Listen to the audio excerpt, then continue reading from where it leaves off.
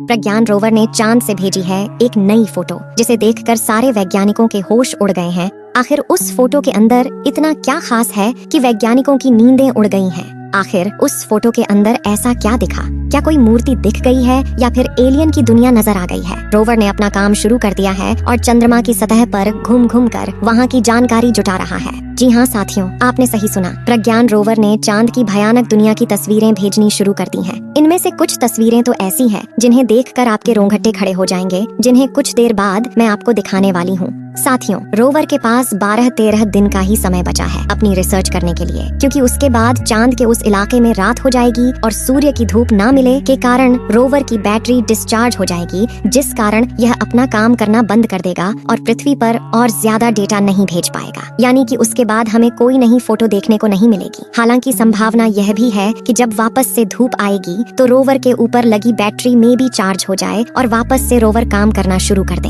लेकिन इसके बारे में वैज्ञानिकों ने कहा है कि पक्का कुछ नहीं कहा जा सकता है। दोस्तों, इसरो के इस बड़े प्लेन को देखकर दुनिया की सभी स्पेस एजेंसियां हैरानी में हैं। वो सभी इसरो को हल्के में ले रही थीं, लेकिन आखिर में इसरो ने जो किया वो पूरी दुनिया के लिए सबक है कि भारत हमेशा से ही विश्व गुरु था, विश्व गुरु है और विश्व गुरु ही रहेगा। जब हमारा चंद्रयान 3 चांद की कक्षा में था, तब भी उसने चंद्रमा की सतह की फोटो भेजी, जो कि आपको शायद याद ही होगी। उसके बाद से लेकर आज तक हमारा चंद्रयान धरती पर तरह तरह की तस्वीरें भेजता आ रहा है। जब चंद्रयान 3 चांद की सतह पर उतरा था, तब उसने सबसे पहला काम वहाँ की फोटो भेजने का ही किया और उसके बाद से ही उसने आने वाले कुछ दिनों के अंदर ही अपना कमाल शुरू कर दिया, जिसके बारे में हम आगे बात करने वाले हैं। साथ ही हम आपको इस मिशन से जुड़ा एक खतरनाक पहलू बताने वाले हैं, जिसके बारे में जानकर आपकी इसरो के लिए मन में और ज्यादा इज्जत बढ़ जाएगी और आपको पता चल जाएगा कि हमारी भारतीय अंतरिक्ष एजेंसी इसरो कितनी पावरफुल है। आपको इन सब के बारे में जानने के लिए बस हमारे साथ वीडियो में अंत तक बने रहना होगा। और हाँ, इसरो की मेहनत के लिए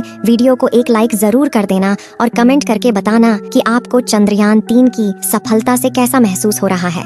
दोस्तों, 23 अगस्त का दिन तो आपको याद ही होगा, जब शाम के समय हमारा चंद्रयान 3 चांद की सतह पर सफलतापूर्वक उतर गया था। लेकिन आखिरी 10 मिनट में सभी की जान हलक में आ गई थी, जब चंद्रयान 3 थोड़ा टेढ़ा हुआ था, लेकिन कुछ ही क्षण बाद वापस से अपनी सही स्थिति में आ गया। लैंड करते ही सबसे पहले प्रज्ञान रोवर बाहर निकला, जैसा कि आप स्क्रीन पर देख सकते हैं। अब यहाँ से रोवर चांद की सतह पर धीरे धीरे आगे बढ़ रहा है और अपनी खोजबीन शुरू कर चुका है, जिसमें वह बहुत ही बड़े बड़े कारनामे करने वाला है। इन हाल ही में भेजी गई ताज़ा फोटो के अंदर आप चांद की सतह को सूरज की किरणों से चमकता हुआ देख सकते हैं। साथ ही आप यह भी देख सकते हैं कि चांद की सतह पर कितनी ज्यादा उबड़ खाबड़ जमीन है, जिसका यह हाल लंबे समय तक उल्का पिंडों के गिरने से हुआ है। दोस्तों, यह जो गड्ढे दिख रहे हैं ये बहुत ही बड़े बड़े हैं। साथ ही चौंकाने वाली बात तो ये है कि इन्हीं गड्ढों के अंदर 1-2 किलोग्राम नहीं बल्कि पूरा 10 करोड़ टन पानी मौजूद हो सकता है। जी हाँ, आपने सही सुना और यह बहुत ही बड़ी बात है। साथ ही इनके अंदर कई सारे खनिजों का भंडार हो सकता है,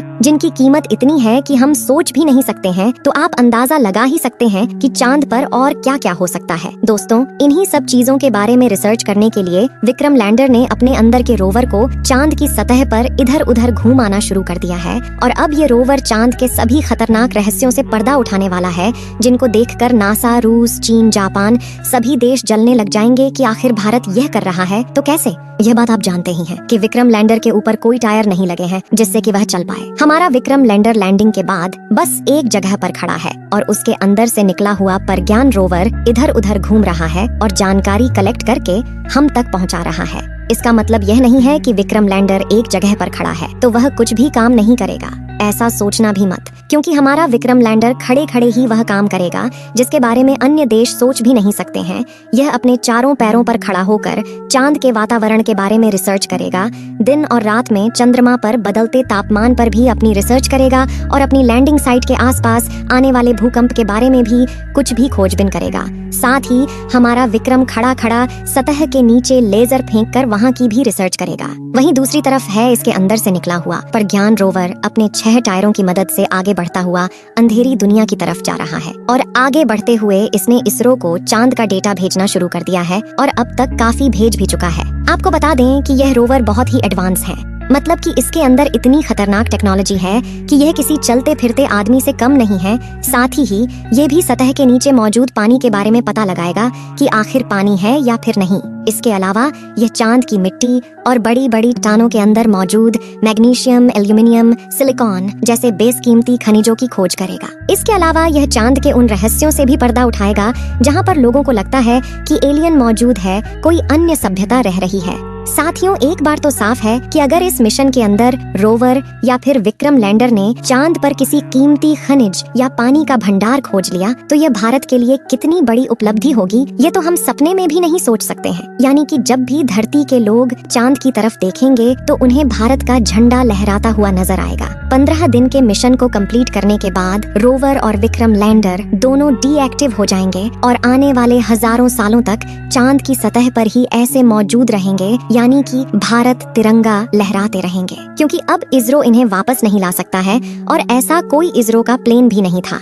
आपको यह जानकारी भी दे देते हैं कि यह सिर्फ दिन के समय में ही काम कर पाएंगे, यानी रात के समय में यह निष्क्रिय हो जाएंगे, क्योंकि रात के समय इसके ऊपर लगे सोलर पैनल चार्ज नहीं पाएंगे, जिस वजह से यह काम नहीं कर पाएंगे और समय के साथ धीरे धीरे यह सभी खराब हो जाएंगे। लेकिन इससे पहले इनको जो काम दिया गया है उस काम को यह शूरवीर निपटा देंगे। तो साथियों, इनकी बहादुरी के लिए वीडियो को लाइक जरूर करना। आपको बता दें कि जब चंद्रयान 3 मिशन लॉन्च हुआ तो बाकी के देशों को लग रहा था कि इसरो इसकी सफल लैंडिंग नहीं करवा पाएगा, लेकिन जब इसरो ने यह कारनामा किया तो पूरी दुनिया हैरान रह गई। इसरो ने सफल लैंडिंग के साथ साथ चांद पर तिरंगा भी लहरा दिया और 23 अगस्त का दिन हिस्ट्री बन चुका है, क्योंकि साथियों, चांद के दक्षिणी ध्रुव पर उतरना कोई बच्चों का खेल नहीं है। आज तक कोई भी देश यहाँ पर नहीं पहुँच पाया है, जिसकी वजह तो आप जानते हैं कि चांद का दक्षिण ध्रुव बहुत ही खतरनाक है, लेकिन इसरो ने यह आसानी से कर दिखाया। तो दोस्तों, आपको क्या लगता है कि आने वाले 10 सालों के अंदर हमारी भारतीय स्पेस एजेंसी